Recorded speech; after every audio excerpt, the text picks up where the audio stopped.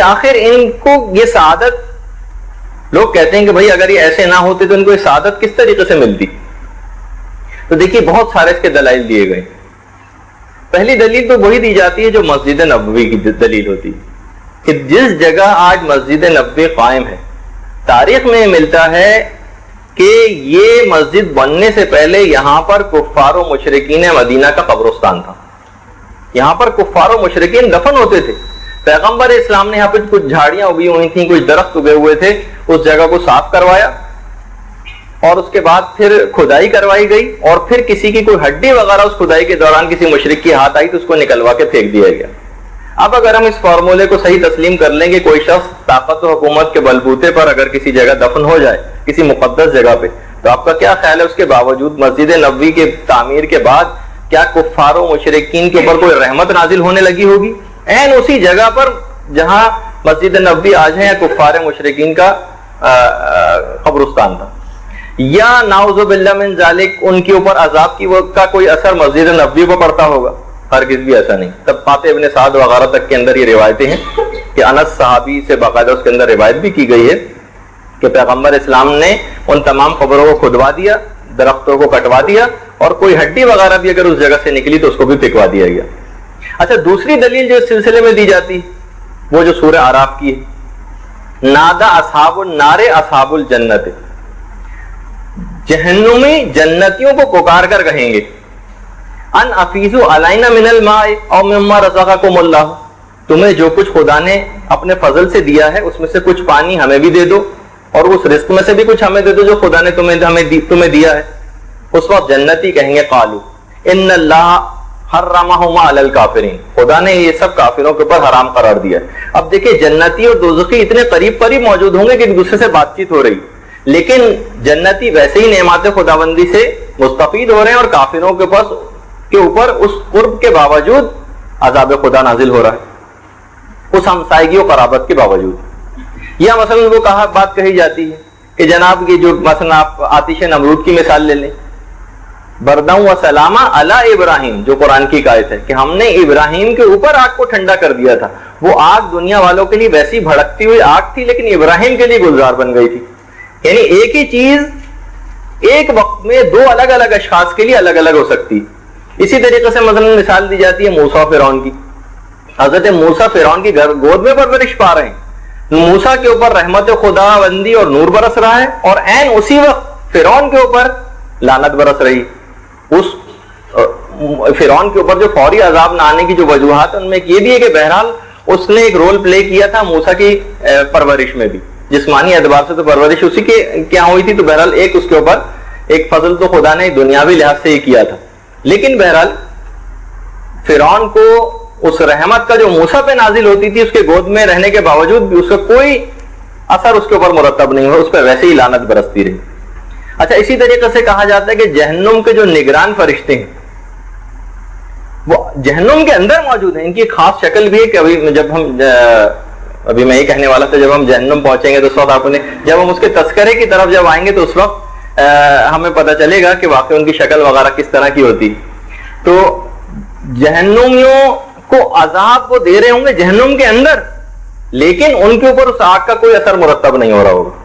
وہ آگ جہنمیوں کے لیے ویسے ہی عذاب ہوگی اور یہ حکم خدا کی بجاوری کر رہے ہوں گے، ان کے اوپر رحمت خدا برس رہی ہوگی.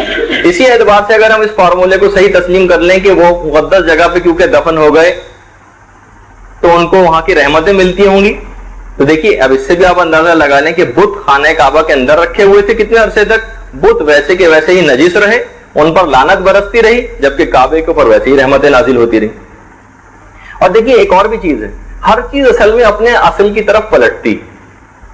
یہ روایتوں کے اندر بھی اس کا تذکرہ آیا ہے. میں نے جیسے کہ پچھلی دفعہ بھی مثال دی تھی کہ قوم لوط کا عمل کرنے والوں کے لیے مولا نے کہا کہ تم 3 دن بعد ان کو اپنی قبروں میں نہیں پاؤ گے، وہ وہاں سے منتقل ہو چکے ہوں گے. انشاءاللہ شاید آج تو موقع نہیں ملے گا، اگلی نشست کے اندر میں یہ دوسرا فرشتوں کا ایک اور گروپ آپ کے سامنے تعارفات کرا رہا ہوں جس کا نام ہے نقالہ، نون قاف الف لام ہے. فرشتوں کا پورا ایک گروپ ہے جس کا کام ہی ہے کہ مردوں کو قبروں میں سے ایک سے دوسری جگہ منتقل کرتے. اس کا ایک تفصیلی واقعہ بھی جو حال میں تو نہیں، البتہ موجودہ زمانے سے قریب میں ایک آیت اللہ وحید باقر بیبانی کے ساتھ پیش آیا تھا. میں انشاءاللہ اگلی دفعہ اس کا بھی تذکرہ کروں گا. تو اگر کوئی ایسی مقدس جگہ پہ بد کردار اور بد عقیدہ شخص دفن بھی ہو جائے تو بھی وہ وہاں سے غائب ہو چکا ہوتا ہے, وہ کسی اور جگہ وہاں سے اس کی میت منتقل کی جا چکی ہے. درود بھیج دیجیے محمد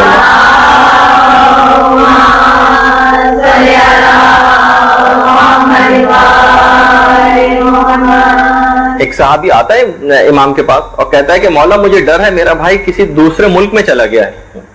دیکھیے ابھی بھی جیسے کہ اطلاعات ملتی رہتی ہیں, بہت سارے جہاں سب سے زیادہ امیگریشن ہو کے لوگ جا رہے ہیں, بہت سارے علاقے اس کے اندر ایسے ہیں کہ جہاں مسلمانوں کے لیے کوئی الگ قبرستان بھی نہیں.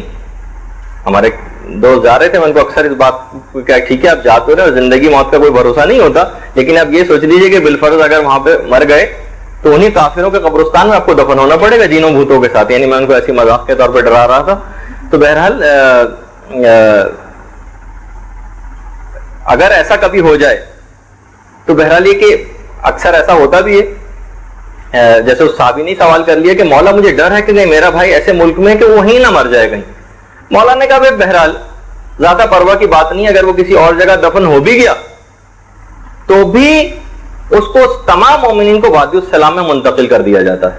گھبرانے کی کوئی بات نہیں, سارے مومنین سب ایک جگہ کے اوپر پہنچ جائیں گے, تو زیادہ اس میں گھبراہٹ کی کوئی بات نہیں. تو وہ وہاں پر موجود نہیں ہیں اور مولا فرماتے ہیں کہ اس جگہ پہ اب سلمان و ابوذر ہیں. اور اس کے علاوہ یہ تو خیر ہمارے عقیدے کے لحاظ سے بات تھی. اب اگر آپ دیکھ لیں موجودہ زمانے بادشاہی مسجد لاہور جو ہے اس کے بالکل ہی برابر میں رنجیت سنگھ کی مڑی ہوئی ہے, جہاں رنجیت سنگھ جو سکھ گزرا ہے. اب کیا خیال ہے کہ بادشاہی مسجد کی تعمیر کی برکتوں کی وجہ سے بہرحال مسجد پر رحمت خدا نازل ہوتی ہے, کیا اس کی کچھ برکتیں رنجیت سنگھ کو ملتی ہوں گی؟ نہیں ملتی ہوں گی. یا ہاں البتہ یہ ضرور کہہ سکتے ہیں کہ علامہ اقبال کا مقبرہ بھی قریب ہی ہے, یقیناً وہ اس سے ضرور فیضیاب ہوتے ہوں گے مسلمان ہونے کی وجہ سے. یا آج کل جو شرون کے متعلق ہم سنتے ہیں کہ وہ اب مرا کہ تب مرا, کب واصل جہنم ہوگا, قبلہ اول یہودیوں کے پاس ہے اور آئے دن وہ قبلہ اول کی بے حرمتی بھی کرتے رہتے ہیں. اب کیا آپ کا خیال ہے اگر شرون وہاں پر مر جائے اور اس کے بعد وہ اپنے طاقت و حکومت کے بلبوتے پر بیت المقدس میں دفن ہو جائے تو کیا وہ کوئی فضیلت حاصل کر دے گا؟ نہیں فضیلت حاصل کرے گا.